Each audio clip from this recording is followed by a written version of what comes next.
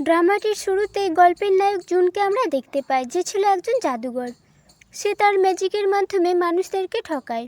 আর এই হলো তার দলের একজন, যার নাম পার্ক। আরেকজন হলো থিও। থিও একজন হ্যাকার। তারা একটি মূল্যবান পাত্র কেনে আর তার বিনিময়ে সে অনেকগুলো টাকা দেয়।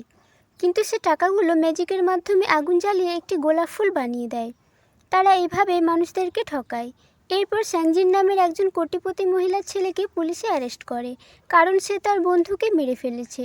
স্যাংজিন একজন উকিলের কাছে যাবে, এটা পার্ক জানতে পেরে ছদ্মবেশে তারা তিনজন সে উকিলের অফিসে যায়।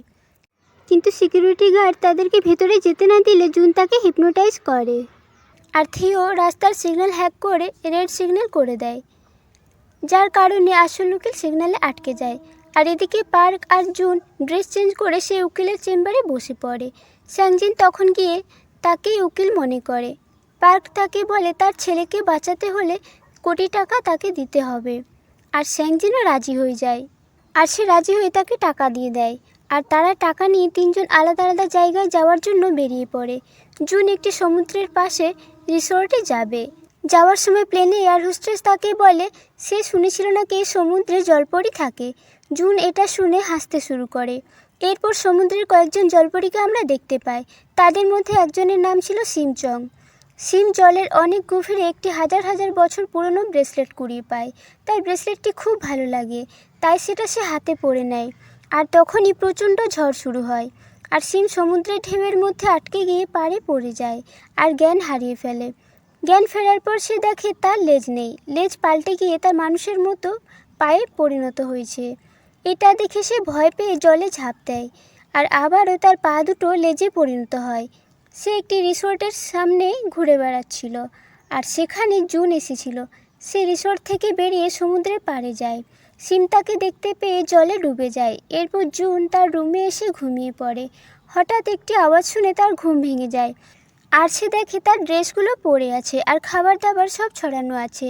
সে তখন তার ড্রেসগুলো রাখতে গিয়ে মানুষের পা দেখতে পায়, তাই সে খুব ভয় পেয়ে যায়। তারপর জুন তাকে দেখতে পেয়ে তার নাম ঠিকানা জিজ্ঞাসা করতে গেলে সিম মুখ লুকোতে থাকে। জুন দেখে সিম তার প্রিয় ড্রেসটি পরেছে, তাই সে ফিরিয়ে দিতে বললে সিম তাকে এক লাথি মেরে দূরে ফেলে দেয়। জুন উঠে তার ড্রেসটি খুলে নিতে যায়। সিম তখন তাকে আবারও লাথি মারে। দুবার লাথি খেয়ে সে ভয় পেয়ে বলে, আমি সকাল সকাল মারপিট করি না, তাই তোমাকে ছেড়ে দিলাম। সিম জানালা দিয়ে সমুদ্রের জল দেখে দৌড়ে যেতে চায়, কিন্তু কাচের জানালায় ধাক্কা খেয়ে জ্ঞান হারিয়ে ফেলে। এরপরে জুন তাকে হাত পা বেঁধে আর পুলিশকে কল করে আর তার কয়েকটা ছবিও তোলে। তারপর জুন দেখে সে হাতে একটা চেরি লুকিয়ে রেখেছিল। এটা দেখে জুন হাসতে শুরু করে। এরপরে পুলিশ এসে সিমকে নিয়ে যায়। তারপর জুন সিমের পিকগুলো দেখছিল, আর তখনই তার হাতের ব্রেসলেটটি দেখতে পায়। আর সে বুঝতে পারে ব্রেসলেটটি হলো অনেক মূল্যবান। সে তার ফ্রেন্ড পার্ককে ফোন করে ওই ব্রেসলেটের ব্যাপারে বলে আর তাকে ছবি পাঠায়। আর এদিকে সিম পুলিশ স্টেশন যাওয়ার সময় অবাক হয়ে বাইরেটা দেখতে থাকে। এরপর পুলিশ তাকে জিজ্ঞাসা করে, তুমি কি চুরি করতে গিয়েছিলে বলো। কিন্তু সিম কিছুই বলে না। আর একটি পুলিশ টিস্যুর বক্স থেকে একটি টিস্যু পেপার তুলে নেয়। এটা দেখে সিম অবাক হয়ে টিস্যু পেপারগুলো একটার পর একটা তুলতেই থাকে। আর এতে পুলিশটি রাগ করে। তখন সিম তাকে এক ঘুষি মারে, আর সে আবারও টিস্যু পেপার নিয়ে খেলতে থাকে। আর এদিকে জুনকে তার বন্ধু পার্ক জানায় ব্রেসলেটটি 400 বছরের পুরনো, আর এটার দাম $6 বিলিয়ন। তাই সে পুলিশ স্টেশনে যায় সিমকে ছাড়িয়ে আনতে।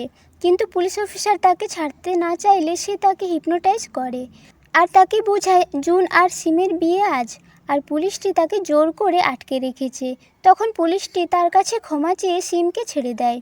জুন তখন সিমকে সরি বলে তার সাথে হাত মেলাতে যায়, কিন্তু সিম কিছু বুঝতে না পেরে মারপিটের জন্য রেডি হয়। জুন তখন সকালে লাথি খাওয়ার কথা মনে করে তাকে বলে, আমি তোমাকে কিছু উপহার দিতে চাই। এই বলে তাকে নিয়ে যায়। এরপর জুন ট্রাফিক সিগন্যালে রেড লাইট দেখে দাঁড়ায়, কিন্তু সিম সোজা হেঁটেই যাচ্ছিল। জুন তখন তাকে বলে, ওই দেখো রেড সিগন্যাল, তার মানে দাঁড়াতে হবে। সিম তখন রেড সিগন্যালের আইকনের মতো দাঁড়িয়ে পড়ে। জুন এটা দেখে অবাক হয়ে যায়। এরপর জুন সিমকে শপিং মলে নিয়ে যায়, আর তার পায়ে চোট লেগেছে দেখে সে তাকে জুতো কিনে দিলে সে জুতো নিয়ে খেলতে শুরু করে। জুন তখন তাকে জুতোগুলো পরিয়ে দেয়। এরপরে তাকে একটি ড্রেস কিনে দিলে সে ড্রেসটি মাথায় দিয়ে চলে আসে। এরপরে জুন তাকে চেঞ্জিং রুমে দিয়ে আসে, আর শপিং মলের স্টাফ মেয়েটি তাকে ড্রেসটা পরিয়ে দেয়। আর সিম বারবার নিজেকে আয়নায় দেখতে থাকে। এরপর জুন সিমকে খাবার খাওয়াতে নিয়ে যায়। খাবার দিতে সিম এমনভাবে খাবার খেতে শুরু করে এতে সবাই তাদের দিকেই তাকিয়ে থাকে। তখন জুন সিমকে শেখায় কিভাবে খাবার খেতে হয়। এরপর সিম খাবার খেতে শিখে যায়। খাবার খেতে খেতে জুন তাকে হিপনোটাইজ করতে যায়, কিন্তু তার কিছুই হয় না। তাই সে সিমকে ম্যাজিক দেখাতে শুরু করে, আর ম্যাজিক দেখাতে দেখাতে কোনোভাবে ব্রেসলেটটি নিয়ে নেয়। এরপর জুন তাকে শপিং মলে নিয়ে আসে আর বলে, তুমি এখানে বসো, আমি একটা কাজ শেষ করেই আসছি, তোমাকে নিয়ে যাব। আর জুন হোটেলে গিয়ে রেডি হতে থাকে। তার ফ্রেন্ড পার্ক তাকে তাড়াতাড়ি ব্রেসলেটটি নিয়ে আসতে বলে। আর এদিকে সিম বারবার দেখতে থাকে এই বুঝি জুন আসে। রাত হয়ে যায় কিন্তু জুন আর আসে না। আর শপিং মল বন্ধ হয়ে যাওয়ায় তাকে বাইরে বের করে দেয়। আর এদিকে জুন ট্রাফিক সিগন্যালের আইকন দেখে সিমের কথা খুব মনে পড়ে তার। অনেক বৃষ্টিও পড়ছিল, তাই সে আবারও সিমের কাছে যায়। সে দেখে সিম ঠান্ডায় বাইরে বসে আছে। সিম জুনকে দেখে অনেক খুশি হয়। সিমের অনেক ঠান্ডা লাগছিল, তাই জুন তার জন্য কফি নিয়ে আসে আর তাকে শিখিয়ে দেয় কীভাবে কফি খেতে হয়।